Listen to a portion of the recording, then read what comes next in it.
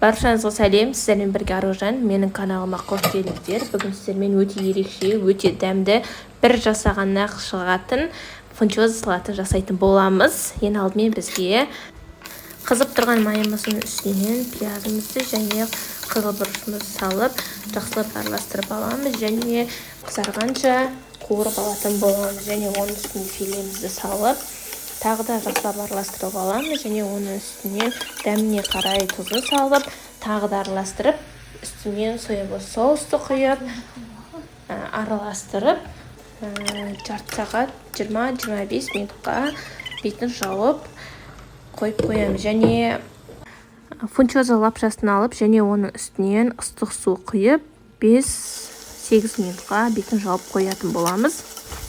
Тауық етіміз піспеген уақытына қарай біз дәміне қарай бұрышын, болгар бұрышты, салым кетіліп торатылған және сарымсағымызды және қиярымызды салып жақсылап араластырып аламыз. Фунчоза лапшасы піскен уақытта міндетті түрде мұздай сумен жуып алғаны жақсырақ, себебі қолымызға жабысқақ болып тұрады. Және пышақтың көмегімен немесе қайшының көмегімен кесіп салсаңыздар өздеріңізге ыңғайлы болады. Дайын болған лапшамызды біздің қуырылған көкөністеріміз бен еттеріміз үстінен салып, жақсылап араластырып алып, және оның үстінен бізге кунжутымызды, соевый соусымызды құйып алсаңыздар болады. Өз дәміне қарай отбасыларыңызға ұсынсаңыздар болады. Назарларыңызға рахмет.